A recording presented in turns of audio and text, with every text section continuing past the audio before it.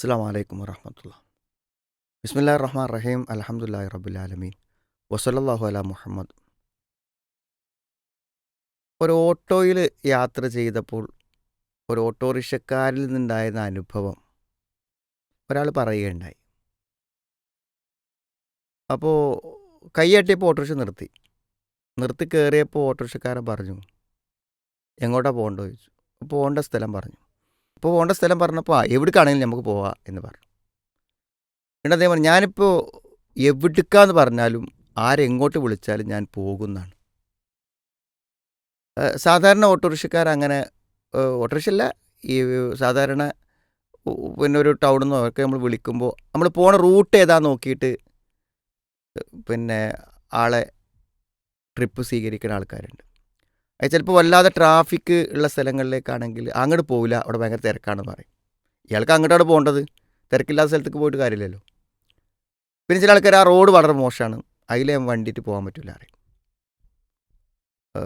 അല്ലെങ്കിൽ എന്താ വെച്ചാൽ വേറെ എന്തെങ്കിലും തടസ്സങ്ങൾ പറയും. അപ്പോൾ തങ്ങൾക്ക് പ്രയാസമില്ലാത്ത ഏരിയകളിലേക്ക് മാത്രമേ പോകുള്ളൂ എന്ന് പറയുന്ന ആളുകളുണ്ട്. ഇത് ഒരു ടാക്സിൻ്റെ കാര്യത്തിൽ മാത്രമല്ല കേട്ടോ, എല്ലാ തൊഴിലുകളിലും ആളുകൾ അങ്ങനെ ഉണ്ട്.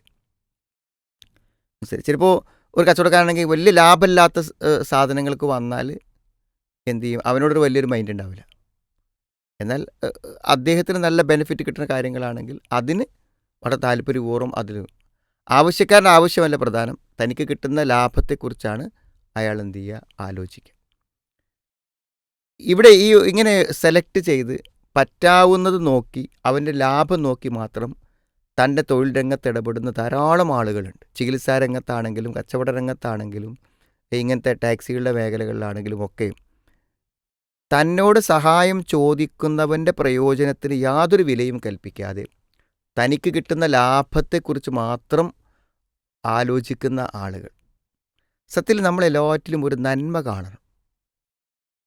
എന്തെങ്കിലും എനിക്ക് ഒരാൾക്കൊരു ഉപകാരം ചെയ്യുമ്പോൾ അത് ആ ഉപകാരത്തിന് എനിക്കൊരു പ്രതിഫലം കിട്ടും എന്ന് ചിന്തിക്കുമ്പോഴല്ലേ നമ്മുടെ വിശ്വാസം ശരിയാവുള്ളൂ. അപ്പോൾ നമ്മളൊരു ഓട്ടോറിക്ഷയും പോവാത്ത സ്ഥലത്തേക്ക് ഒരാളെ എത്തിച്ചു കൊടുക്കാൻ അതൊരു വലിയ സേവനമല്ലേ സഹായിക്കുന്നത്. അപ്പോൾ ഇദ്ദേഹം എന്താണ് എവിടേക്ക് വിളിച്ചാലും ഇപ്പോൾ ഞാൻ പോകും, മുമ്പ് ഞാൻ പോയിരുന്നില്ല എന്ന് അദ്ദേഹം പറയാനുള്ള കാരണം എന്താണ്? അതിൻ്റെ അനുഭവം അയാൾ പറഞ്ഞു അത്രേ. അതായത് അദ്ദേഹം അങ്ങനെ ആയിരുന്നു നേരത്തെ ഓടിയിരുന്നതെന്നാണ്. അങ്ങനെ പെട്ടെന്ന് എന്ത് ചെയ്തു വെച്ചാൽ അദ്ദേഹത്തിന് ഒരു ഓട്ടോറിക്ഷ ആക്സിഡൻ്റ് ഉണ്ടായി. ഈ ഓട്ടോറിക്ഷയ്ക്ക് ആക്സിഡൻ്റ് ഉണ്ടായി ഏകദേശം 2 വർഷത്തോളം അയാൾ കിടപ്പിലാകേണ്ടി വന്നു. അപ്പോൾ അതോടുകൂടെ അയാളെടുത്ത് ലോൺ അടക്കാൻ പറ്റാതെയായി, വീട് ജപ്തിയായി, കുറേ പ്രശ്നങ്ങൾ അയാൾക്ക് വന്നു. അപ്പോൾ ആ 2 വർഷം കിടന്ന് ആലോചിച്ച് ചിന്തിച്ചപ്പോൾ ഉണ്ടായ ജീവിത മാറ്റമാണെന്ത്, ഓട്ടോറിക്ഷ ഓടിക്കുമ്പോൾ ആര് വന്ന് വിളിച്ചാലും അയാളുടെ ലാഭവും നഷ്ടവും നോക്കാതെ റോഡും ട്രാഫിക്കും നോക്കാതെ പോയി കൊടുക്കുക എന്നുള്ളത്. അങ്ങനെയാണ് ഞാൻ തീരുമാനിച്ചതെന്നാണ്. അങ്ങനെ അദ്ദേഹം പറഞ്ഞു. അങ്ങനെ അത് കഴിഞ്ഞ് ഇപ്പോൾ സ്റ്റോപ്പിലെത്തി ഇറങ്ങാൻ വേണ്ടി നിൽക്കുന്ന സമയത്ത് അദ്ദേഹം പറഞ്ഞു, എനിക്ക് ഇവിടേക്ക് 30 രൂപ മതി. അപ്പോൾ സാധാരണ 50 രൂപ വരെ വാങ്ങുന്ന സ്ഥലത്താണ് 30 രൂപ, അതേ ഇവിടേക്ക് വരുള്ളൂ പറഞ്ഞു. അപ്പോൾ പിന്നെ വിളിച്ച ആൾ പറഞ്ഞു, സാധാരണ 40 രൂപ വരെ നമ്മൾ കൊടുക്കുന്ന സ്ഥലമാണ്, 40 എടുത്തോളൂ എന്ന് പറഞ്ഞു. അപ്പോൾ അദ്ദേഹം 50 കൊടുത്ത് 10 തിരിച്ചു തരുമ്പോൾ എന്ത് ചെയ്തു, ആ 10 കൂടെ അയാൾക്ക് തന്നെ കൊടുത്തു. പിന്നെന്തോ ചെറിയ സഹായങ്ങൾ അദ്ദേഹത്തിന് ചെയ്തു കൊടുത്തു എന്നുള്ളതാണ്.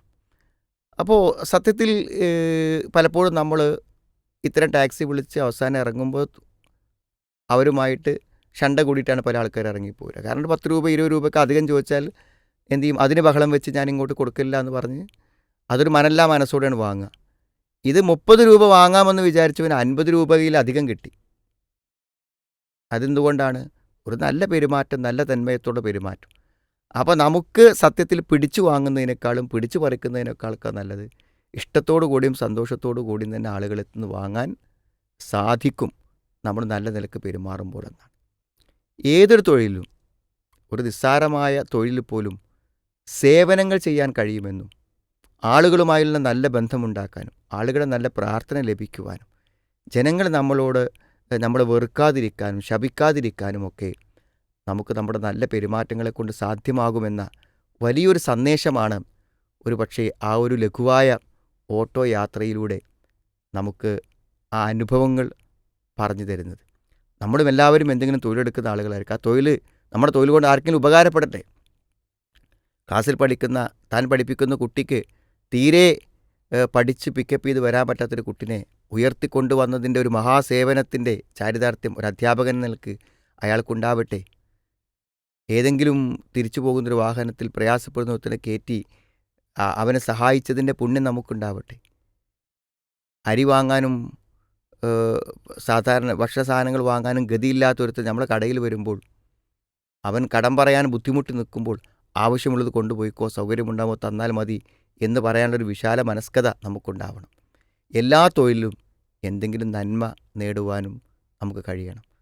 ഒരു ടൈലറാണെന്ന് വിചാരിക്കൂ, നല്ല പുതിയ ഡ്രസ്സുകൾ ഇത് വാങ്ങി കൊണ്ടുവന്ന് തേക്കാൻ വേണ്ടി തരുന്ന ആൾക്കാരുണ്ടാകും, നല്ലത് തന്നെ.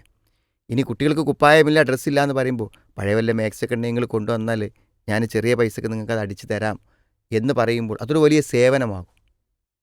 എന്നാൽ അങ്ങനത്തെ പഴയത് വല്ലതും തുന്നാൻ കൊണ്ടു വന്നാൽ ഇതൊക്കെ തുന്നാനാണോ ഞാനിവിടെ ഇരിക്കുന്നത് എന്ന് ചോദിക്കുന്നത് കൊണ്ട് എന്ത് ഗുണമാണുള്ളത്? പഴയ ഒന്ന് തുന്നാൻ ഒരുത്തനും കൊണ്ടുവരുന്നുണ്ടെങ്കിൽ അത്രയും കഷ്ടപ്പാടുള്ളവനാണ് അത് കൊണ്ടുവരിക. അപ്പോൾ നമ്മുടെ തൊഴിൽ കൊണ്ട് പുണ്യം നേടാൻ നമുക്ക് പറ്റണം. ഇപ്പോൾ നമ്മുടെ സഹോദരിമാർക്കൊക്കെ ഒരു മെഷീൻ അറിയുന്ന ആളുണ്ടെങ്കിൽ ഇട്ടിട്ട് പഴയത് തുന്നി കൊടുക്കും, പഴയ ഡ്രസ്സുകൾ ശരിയാക്കി കൊടുക്കും എന്ന് പറഞ്ഞാൽ ധൈര്യമായി അതിന് വരുന്ന ആൾ അതൊരു വലിയ സേവനമായിട്ട് മാറാൻ ഒരു പക്ഷേ പറ്റും. അപ്പോൾ നമ്മുടെ തൊഴിൽ മറ്റുള്ളവർക്ക് ഉപകാരപ്പെടുന്ന ഒരു നന്മയാക്കി മാറ്റുവാനും മറ്റുള്ളവരുടെ സംതൃപ്തിയും പ്രാർത്ഥനയും ലഭിക്കുവാനുള്ള ഒരു കാരണമാക്കാനും നമ്മൾ പരിശ്രമിച്ചാൽ പറ്റും. അള്ളാഹു നമ്മുടെ തൊഴിലുകളിൽ ബർക്കത്ത് പ്രദാനം ചെയ്യുമാറാവട്ടെ.